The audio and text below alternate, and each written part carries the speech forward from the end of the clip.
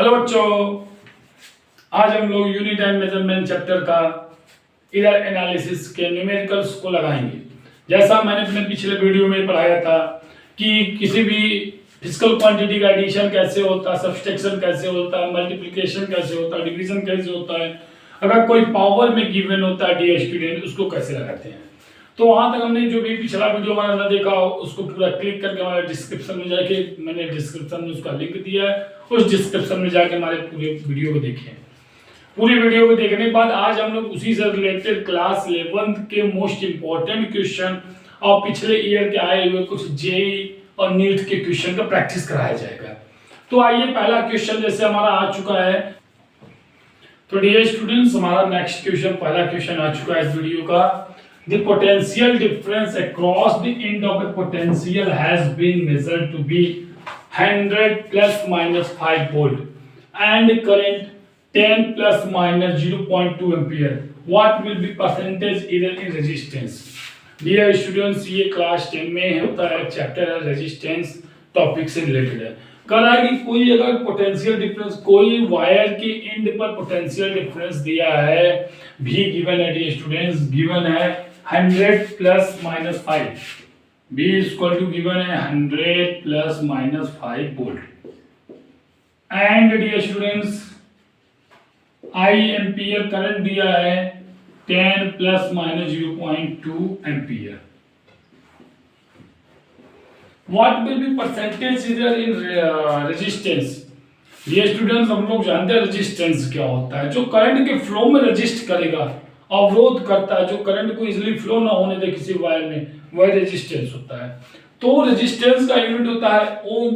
हम लोग फॉर्मूला जानते हैं, R इक्वल टू होता है V बाई I। ये क्लास 10 और 11 हम लोग पढ़े थे। R इक्वल टू होता है V by I, V means होता है वोल्टेज, I मतलब होता है एम्पियर। तो डियर स्टूडेंट्स ने पूछा है percentage error in resistance.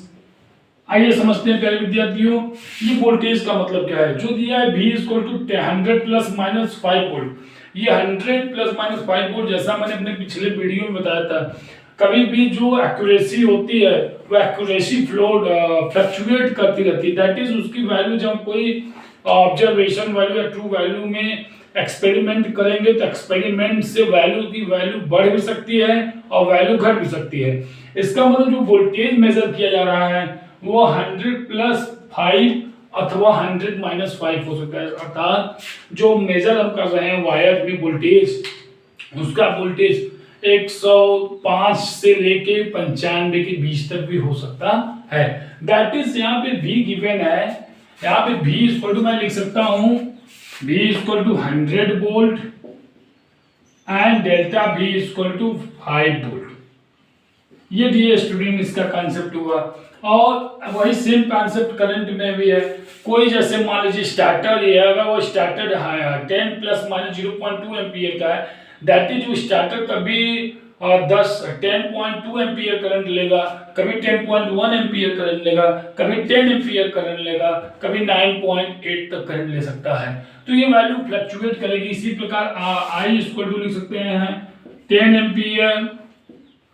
Ampere and delta I equal to write कर सकता हूं 0.2 एम्पियर। हमसे पूछा है स्टूडेंट परसेंटेज एरर। आइए परसेंटेज एरर निकालते हैं। Percentage error in resistance. Percentage error resistance प्यारे विद्यार्थी, R इक्वल टू हम लोग जानते हैं V अपॉन I। इसको मैं राइट कर सकता हूं R equal to V I upon -1।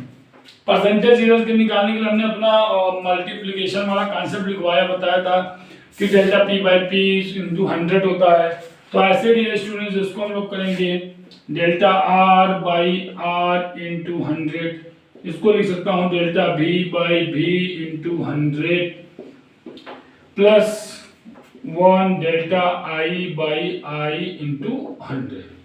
जो विद्यार्थियों को कम समझ में आ रहा हो हमारा पिछला वीडियो जरूर देखें, जहाँ पे हमने एरर एनालिसिस चैप्टर में उसके प्लस माइनस डिवीजन मल्टीप्लिकेशन और पावर के कॉन्सेप्ट को मैंने बड़े सरल तरीके से समझाया है।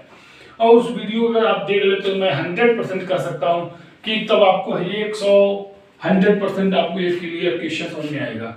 तो बेटा यहाँ पे भाई हम लोग क्वेश्चन लगाते हैं, delta R by R into 100 equal to D. Students मैं देख रहा हूँ डेल्टा वी की वैल्यू गिवन है 5 वोल्ट और volt into 100 plus delta I की वैल्यू 0.2 इंटू 10 अपॉन 100।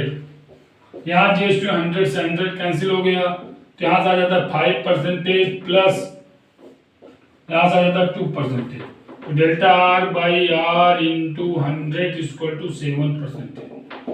ये प्यारे विद्यार्थी मेरे कहने का कॉन्सेप्ट आया कि हमने इसको जो मल्टीप्लाई कराया 5 प्लस 2%, तो उसके रेजिस्टेंस में कितने परसेंटेज की एरर हो सकती है? 7% की एरर हो सकती है। अब तो डियर स्टूडेंट्स हमारा नेक्स्ट क्वेश्चन आ चुका है जो बहुत ही इंटरेस्टेड है, बहुत इंटरेस्टेड क्वेश्चन है जो कि जेईई मेन 2016 का क्वेश्चन है।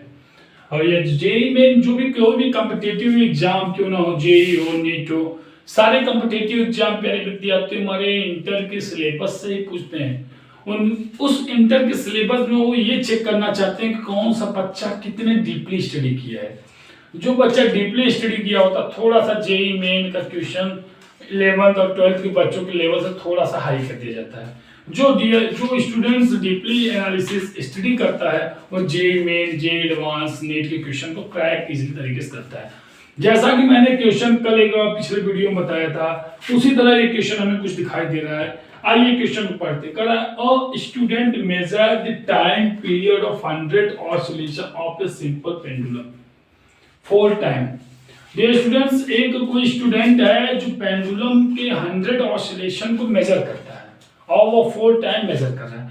मैंने बताया था एक्यूरेसी को लाने के लिए मैक्सिमम टाइम एक्सपेरिमेंट कीजिए और मैक्सिमम टाइम एक्सपेरिमेंट करने के बाद जो उसका एवरेज आएगा वही उसकी एक्सपेरिमेंट की एक्यूरेसी वैल्यू कहलाती है।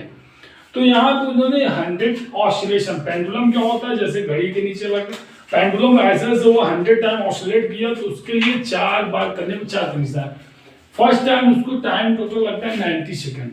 100 ऑसिलेशन को कंप्लीट करने के लिए 90 सेकंड लगा, सेकंड टाइम के लिए 91 सेकंड लगा, थर्ड में 95 सेकंड लगा एंड फोर्थ में 92 सेकंड लगा।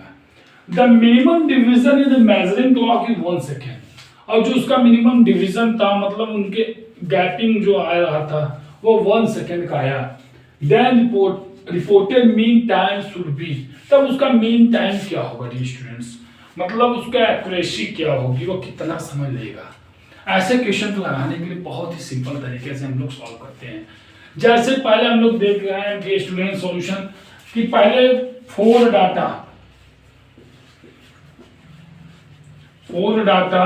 90 second, 91 second, 95 second and 92 second given है। तो डियर स्टूडेंट, मैंने जैसे बताया था कि आपको मीन निकालना होगा, तो मीन के लिए आइए निकाल लेते हैं। mean time period of pendulum, mean time period of pendulum। Mean के लिए डियर स्टूडेंट्स आइए देख लेते हैं क्या आएगा। 90 प्लस 91 प्लस 95 प्लस 92 अपॉन 4, ये मीन में निकाल रहा हूं प्यारे विद्यार्थी। टाइम पेंडुलम का टाइम पीरियड है, इसको जोड़ लेते हैं। 5 to 7 8 9 1836 अपॉन 4, 9 1 जा 9 9 4 जा 2। एक्यूरेसी हम लोग देख पा रहे हैं स्टूडेंट्स की, जो उसका मीन टाइम है अगर हम देखें तो उसका मीन टाइम पीरियड का जो एक्यूरेसी आता है वो 92 सेकेंड आता है। अब हम लोग बैठ विद्यार्थी इसमें एब्सोल्यूट एरर खोजेंगे। Then absolute error delta A1। Delta A1 का होने का मतलब है पहले विद्यार्थी ये A1 है, ये A2 है, ये A3 है और ये A4 है। डेल्टा A1 के लिए हम लोग पीछे पढ़े थे मॉड में true value minus experimental value, true value 92 आया है माइनस 90 सेकेंड। यहां से हम लोग देख रहे हैं 2 सेकेंड आया डेल्टा A2 डियर स्टूडेंट्स हम लोग राइट करते हैं delta A2 equal to 92 minus 91 1 second. Delta A3 dear students write करेंगे 95 2 माइनस 95 इक्वल टू 3 सेकेंड। और डेल्टा A4 को राइट करेंगे डियर स्टूडेंट्स, तो डेल्टा A4 आ जाएगा 92 माइनस 92 इक्वल टू 0 सेकेंड। ये मीन एब्सोल्यूट वैल्यू को कैसे निकालते हैं तो हम लोग जाने थे जो true value minus observation value. True value क्या होता है, जो मीन वैल्यू होती है वही ट्रू वैल्यू कहलाती है। यहाँ true value minus observation value हमने करने पर मेन एब्सोल्यूट की वैल्यू को हमने फाइंड किया। अब मीन एब्सोल्यूट को फाइंड करने के बाद हम लोग मीन एब्सोल्यूट एरर निकालेंगे। मीन एब्सोल्यूट एरर निकालने के लिए कर सकते हैं मीन एब्सोल्यूट एरर के लिए डियर स्टूडेंट्स हम लोग क्या करें, सम कर देंगे 2 plus 1 plus 3 plus 0 by 4 equal to dear students आ गया 436 बाई 4 इक्वल टू 1.5 सेकेंड। तो बेटा मैं इसमें पूछा था then reported mean time should be, then reported mean time should be if division in the measuring clock is 1 second. इसका मतलब पहले भी दिया था जो डिवीजन क्लॉक को मेजर करने का था 1 सेकंड था, और जबकि हमारा मीन एब्सोल्यूट एरर आ रहा 1.5 सेकंड। तो हम देख रहे हैं कि वो वैल्यू जो 1.5 सेकंड और 1 से ग्रेटर है। तो ऐसे सिचुएशन में हमें लिखने के लिए रिपोर्टेड मीन टाइम पीरियड लिखने के लिए reported mean time period, reported mean time period के लिए स्टूडेंट्स क्या करेंगे, जो हमारा आया है ट्रू वैल्यू की वैल्यू आया है 92 एंड उसमें प्लस कर देंगे 1.5 दैट इज 2 सेकेंड। तो यहां से दिए स्टूडेंट्स हमने 2016 के आए हुए क्वेश्चन को जेईई मेन में जो 2016 में क्वेश्चन आया था उसको लगाया। यहाँ पे जो स्टूडेंट कॉन्सेप्ट है कि जब कोई वैल्यू का जो ये minimum division in measuring clock is 1 second, अगर डिवीजन क्लॉक 1 सेकेंड है और जबकि मीन एब्सोल्यूट एरर वैल्यू उससे ज्यादा 1.5 1.6 आया होता तो हम उसकी वैल्यू को 1 के रेंज से लेकर 2 पे ले जाके रख देते हैं। ट्रू वैल्यू आया 92, अब मिनिमम डिवीजन आया मीन एब्सोल्यूट एरर 1.5, इसलिए हमने इसको लिख दिया 92 प्लस 2 सेकेंड। तो ये हमारा जेईई मेन का क्वेश्चन है बेटा, इसमें कुछ भी नहीं, हलवा था, ये एकदम हलवा इजी सवाल था। इसका मतलब कोई भी क्वेश्चन टफ नहीं होता, एकदम इजी होता है, उसको करने का तरीका चाहिए, एकदम अपने ब्रेन को वॉश करो। आईआईटी ये नहीं होता कि कोई आईआईटी नीट को क्वालिफाई करे बेस्ट यूनिक, नहीं, कंपटीशन वहां आएगा। अगर कोई किसी का कोई पेशेंट है, नीट वाले कौन क्वालिफाई करता है, कौन स्टूडेंट कम समय में ज्यादा से ज्यादा क्वेश्चन को अटेम्प्ट करता है वही नीट क्वालिफाई करता है, क्योंकि नीट इतना नहीं आसान होता है। क्योंकि डॉक्टर के सामने अगर कोई पेशेंट आया है, उसका ब्लड फ्लो हो रहा है, तो आपका ये सेंस को चेक करता है, सेंस को चेक किया जाता है स्टूडेंट्स कि वो कोई स्टूडेंट कितने क्विक टाइम में उसके लिए प्रॉपर मेडिसिन का यूज करता है जिससे वो जो पेशेंट है उसके लिए अच्छा से अच्छा हो सके। इसलिए नीट क्वेश्चन बहुत टफ लगता है। तो हमारे ब्रेन को वॉश करना होता है प्यारे विद्यार्थी, जितना तेज ब्रेन को वॉश करोगे कोई भी मंजिल आपको मिल जाएगी। मंजिल रख के चलिए और अपने कर्म को करते। भगवान कृष्ण ने कहा कर्मवाधिकारस्य मा फलेषु कदाचन, अर्थात भगवान कृष्ण कहे हमें केवल कर्म करने का अधिकार है, फल का अधिकार नहीं है, फल भगवान में देंगे। तो इस तरह हमने जेईई मेन में 2016 क्वेश्चन किया। अब अगला क्वेश्चन प्यारे विद्यार्थी है जो कि जेईई मेन का ही क्वेश्चन है। देखिए अगला क्वेश्चन हमारा आ चुका है। तो हमारे डियर स्टूडेंट्स हमारे जेईई 2019 का क्वेश्चन है, जेईई मेंस में 2019 का ये क्वेश्चन है डियर स्टूडेंट्स। ये 2019 या 2018 में आया हुआ क्वेश्चन था, जैसा मैं प्रीवियस ईयर का जब टेस्ट सॉल्व कर रहा था मुझे क्लियर नहीं याद आ रहा है स्टूडेंट्स। तो ये क्वेश्चन है the density of material in the shape of cube is determined by the measuring three sides of cube and mass.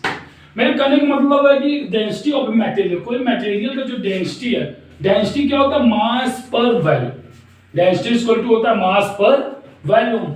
In the shape of cube, बस कोई जो हम लोग डेंसिटी मेजर कर रहे थे वो जो कैसा शेप में था, वह एक क्यूबिकल शेप में था। इन measuring three side of cube and mass, जो वह डेंसिटी हम लोग उसके साइड और मास को मेजर कर रहे थे प्यारे विद्यार्थियों।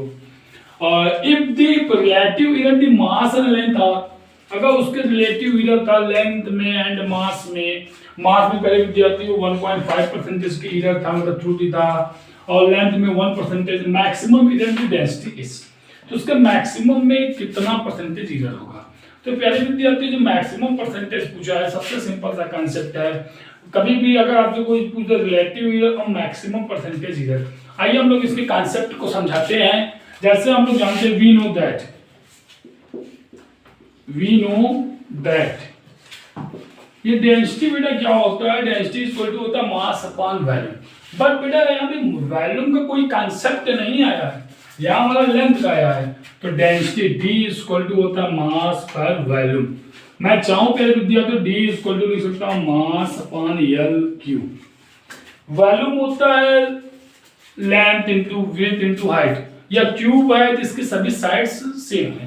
तो यहाँ पे हमें मैक्सिमम परसेंटेज इधर निकालना है, maximum percentage error, maximum percentage error के लिए student delta D by D into 100 equal to given.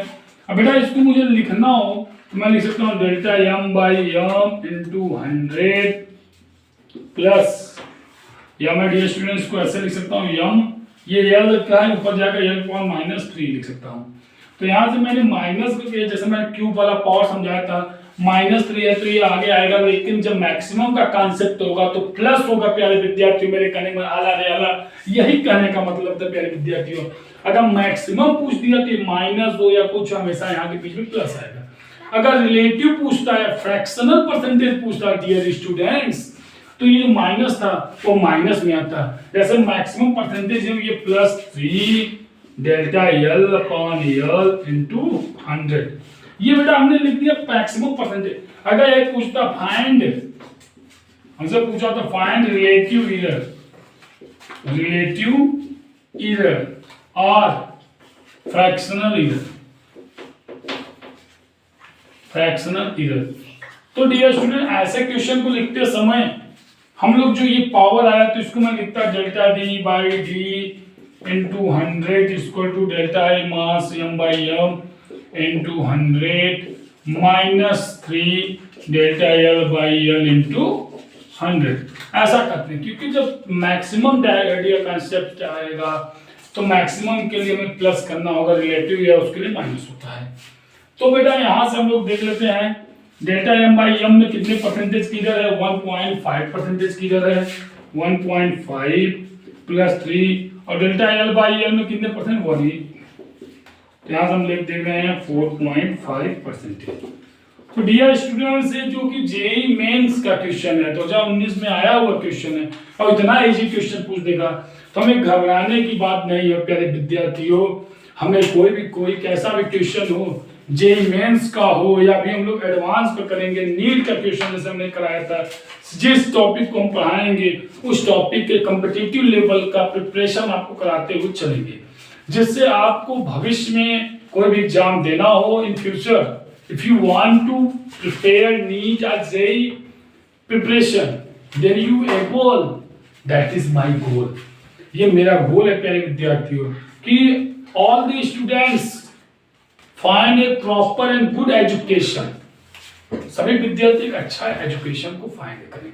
आइए हमारा नेक्स्ट क्वेश्चन आ चुका है प्यारे विद्यार्थियों, देखते हैं नेक्स्ट क्वेश्चन। तो डियर स्टूडेंट्स हमने नेक्स्ट क्वेश्चन लिया है, थोड़ा सा सिंपल लेवल का क्वेश्चन लिया है, क्लास 11 के स्टूडेंट्स के लिए लिया है, इंपॉर्टेंट क्वेश्चन लिया है। आइए क्वेश्चन को समझते हैं।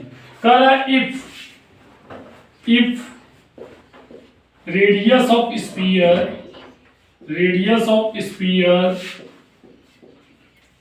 15 semi, if radius of sphere 15 semi, what will be percentage error?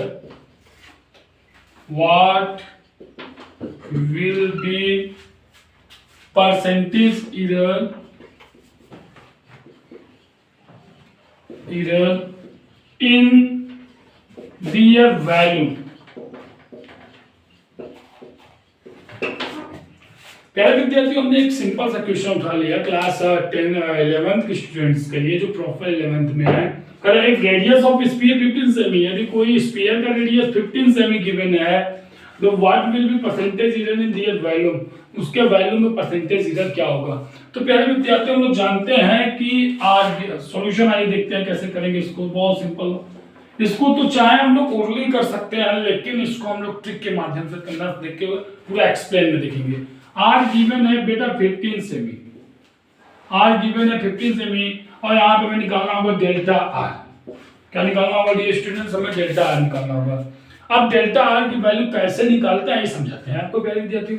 जैसे आपका आर दिया है 15 सेमी, पिछले वीडियो में मैंने बताया था कि जहां पे पॉइंट गिवन होगा, जैसे आर की वैल्यू दिया होता 0.0 या दिया होता 2, 5, 6, 8 ऐसा दिया होता, और हमसे पूछता है डेल्टा आर की वैल्यू बताइए।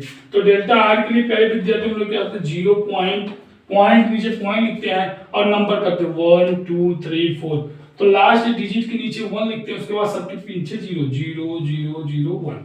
ये तो डेल्टा आर की वैल्यू निकालने का कांसेप्ट हुआ। जैसे कोई लेंथ गिवन होता है स्टूडेंट्स, dl इक्वल टू दिया होता 15.375, हमसे पूछ देता फाइंड डेल एल।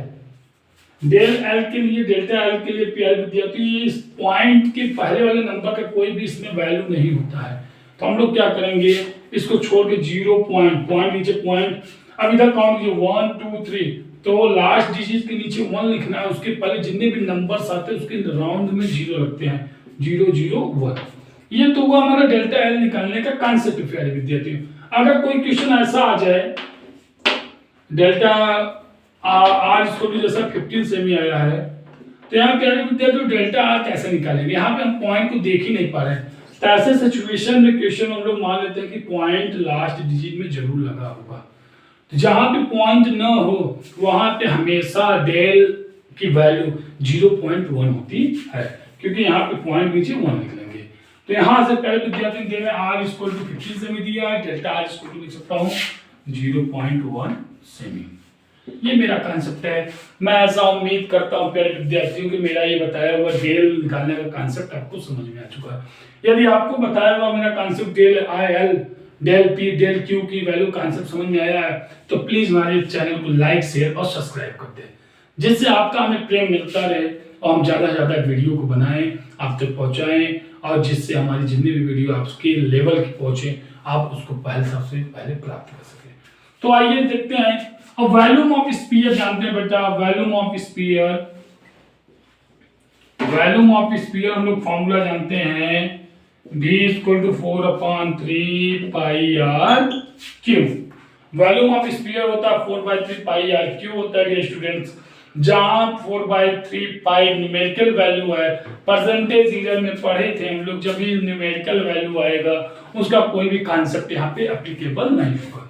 तो यहाँ पर ये मैक्सिमम परसेंटेज एरर निकालते हैं, percentage error delta V by V equal to लिख सकते हैं 4/3 पाई की वैल्यू को नेगलेक्ट कर देंगे, और यहाँ पे पावर इसको बाहर लाएंगे 3 डेल्टा R बाई R हो जाएगा। अब हमसे पूछा है परसेंटेज इधर में, यहाँ पे डी स्टूडेंट्स क्या करा देंगे, into 100 equal to 3 delta R by R into 100। तो देख लेते हैं 3 डेल R की वैल्यू आया 0.1 इंटू 100/15। यहाँ से पहले विद्यार्थी हम लोग देख पा रहे हैं delta B by B into 100 equal to 3 1 जा 3 5 जा 5 1 जा 5 20। तो यहाँ से हम लोग देख पा रहे हैं कि 2% हमारा क्वेश्चन में आ गया। तो यहाँ से हम लोग देखते हैं यदि कोई भी स्फीयर की रेडियस 15 सेमी है तो उसके वैल्यू में मैक्सिमम परसेंटेज आता है, और 5 या 5 2% आता है।